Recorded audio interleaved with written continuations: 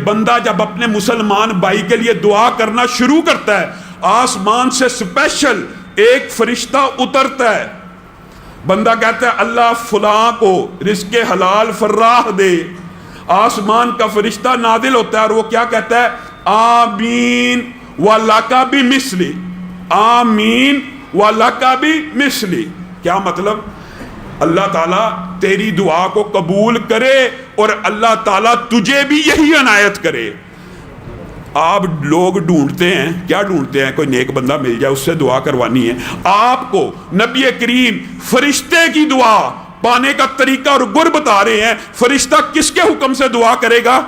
اللہ کے۔ فرشتہ اپنی مرضی سے نہیں کر سکتا۔ بات سمجھ لیجئے، مسئلہ بڑا آسان ہے۔ فرشتہ اپنی مرضی سے بولتا ہی نہیں۔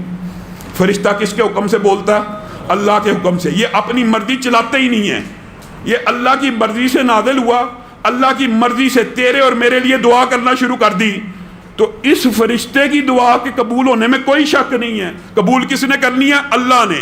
جس نے اس کو سکھایا کہ دعا کر، وہ قبول نہیں کرے گا؟ تو میرے بھائیو، یہ دل بڑا کرنے کی بات ہے۔ انسان خیر و بلائی مانگتا ہے۔ نبی کریم صلی اللہ علیہ وسلم کے دور میں بھی ایسا ہوا۔ ایک ساتھی نے، یہ عرب کے معاشرے میں ایک بدو تھا، اسلام قبول کیا، وہ اللہ سے دعا کرنے لگا، اللہ میرے اور محمد صلی اللہ علیہ وسلم کے علاوہ کسی پہ رحمت نہ کرنا، اللہ میرے اور محمد صلی اللہ علیہ وسلم کے علاوہ کسی کو یہ نہ دینا، یہ نہ دینا۔ نبی کریم ہنسنا شروع ہو گئے، کہا یہ کیا کہتا ہے؟ اللہ کی رحمت کو صرف میرے اور اپنے تک محدود کرتا ہے۔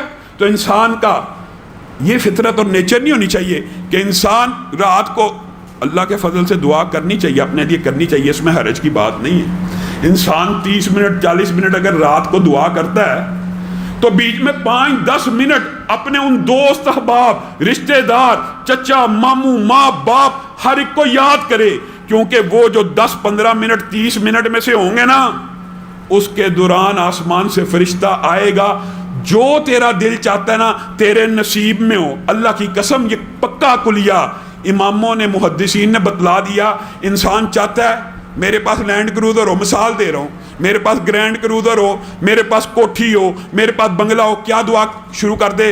اللہ میرے بھائی کو لینڈ کروزر دے دے، اپنی مانگے ہی نا، اللہ میرے بھائی کو لینڈ کروزر دے دے، آسمان سے فرشتہ آئے گا۔ یہ دل بڑا کرنے کی بات ہے، یہ اپنے آپ کی ٹریننگ کرنے کی بات ہے۔ میں شاہد ہوں، اپنی زندگی کے بھی بے شمار واقعات ہیں۔ آپ لوگوں کے لیے دعا کرنے والے کو کبھی محتاج نہیں پائیں گے، کبھی محتاج نہیں پائیں گے۔ وجہ اس کے لیے تو فرشتے دعائیں کر رہے ہیں۔ تو آپ نے یہ بات بھی سمجھنی ہے کہ اس حوالے سے ایک واقعہ بھی ذہن میں آ گیا، اور یہ پرانا واقعہ نہیں، انبیاء کی دعاؤں کا تو آپ نے سنا ہوا ہے۔ نبی کہتے ہیں اللہ تعالیٰ ہم آپ سے دعا مانگ کے کبھی محروم نہیں رہے، نبی کہہ رہے ہیں۔ آج عصر حاضر کا ایک واقعہ دماغ میں آ گیا کسی کے لیے دعا کرنے کے حوالے سے۔ ایک شخص کو سچا واقعہ، سعودی عرب کا واقعہ، خواب آتا ہے اور خواب میں نمبر بھی آتا ہے۔ خواب میں نمبر بھی آیا کہ فلاں بندے کو عمرہ کروا، خواب آئی، 7 نمبر بھی آیا، اور وہ خواب سے اٹھا، اس کو وہ نمبر یاد ہے۔ پھر خواب آئی، پھر خواب آئی، پھر خواب آئی۔ ایک بہت بڑے عالم عرب کے، ان سے انہوں نے رابطہ کیا کہ اللہ تعالیٰ مسلسل مجھے یہ خواب دکھاتا ہے کہ فلاں بندے کو عمرہ کروا اپنے خرچے پہ۔ تو اس عالم نے ان کو تعبیر بیان کی کہ یہ اللہ کی طرف سے روحانی خواب محسوس ہو رہا ہے، اور تجھے کسی بندے کو عمرہ کرانے کا حکم دیا جا رہا ہے، تو اس کو لازمی عمرہ کروا۔ ابھی تک تو نے وہ نمبر نہیں ملایا؟ نہیں، میں نے وہ نمبر نہیں ملایا۔ ملا، نمبر ملایا۔ ایک عربی بدو نے فون اٹھا لیا، اس سے گفتگو ہوئی، مجھے خواب آتی ہے عمرہ کر لے۔ کہا میں نے تو جب سے پیدا ہوں کبھی خانہ کعبہ دیکھا ہی نہیں، مجھے خواب آتی ہے میں تیرا خرچہ اٹھاؤں گا، ٹکٹ اٹھاؤں گا۔ اس نے اس کا فون رکھ دیا، اس نے اپنی پوری داستان پوری لکھی ہوئی کتابوں میں بھی موجود ہے، اور عرب کا عصر حاضر کا واقعہ، اس کے انٹرویو موجود ہے۔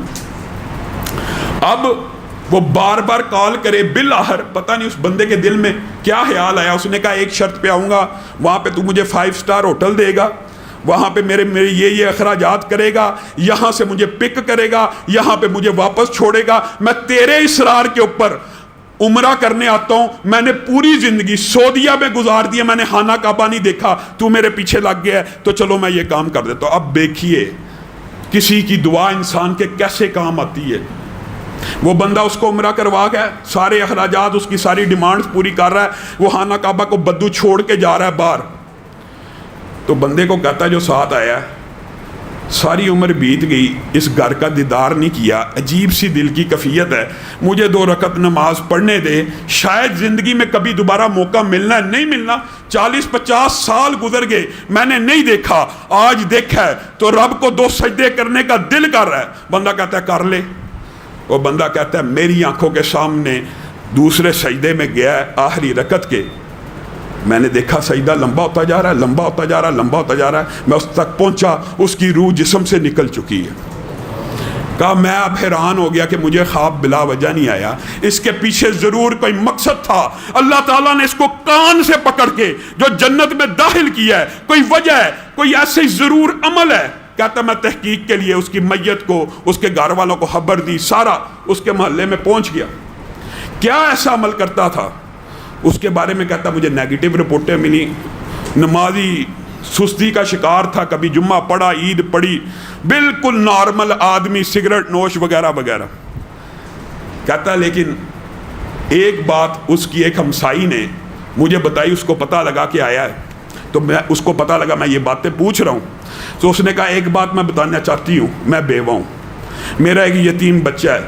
یہ بندہ جب بھی اپنے گھر والوں کے لیے کوئی سامان لے کے آتا تھا, بالکل اسی طرح کا سامان میرے دروازے کے باہر رکھ دیتا تھا, اور بیل بجاتا تھا, اور بیل بجا کے چلا جاتا تھا. مجھے اس کی یہ روٹین پتا تھی, اس نے آج تک میری شکل بھی نہیں دیکھی, اس کو صرف پتا تھا یہاں پہ ایک یتیم بچہ رہتا ہے. یہ ہر روز میرے گھر کے باہر ایک کھانے کا سامان رکھ جاتا تھا, اور میرے منہ سے یہ دعا نکلتی تھی کہ اللہ اس کا خاتمہ بالخیر کر دے. وہ بندہ رونا شروع ہو گیا, کہا تیری دعا نے اس کو سجدے کی حالت میں اللہ کی طرف پہنچا دیا. اور بندہ جس حالت میں فوت ہوتا ہے نا, قیامت کے دن اسی حالت میں اٹھایا جائے گا. بتائیے حشر کے میدان میں جو بندہ سجدے کرتے ہوئے اٹھ رہا ہوگا, اس کا کیا حساب ہونا ہے. یہ دعا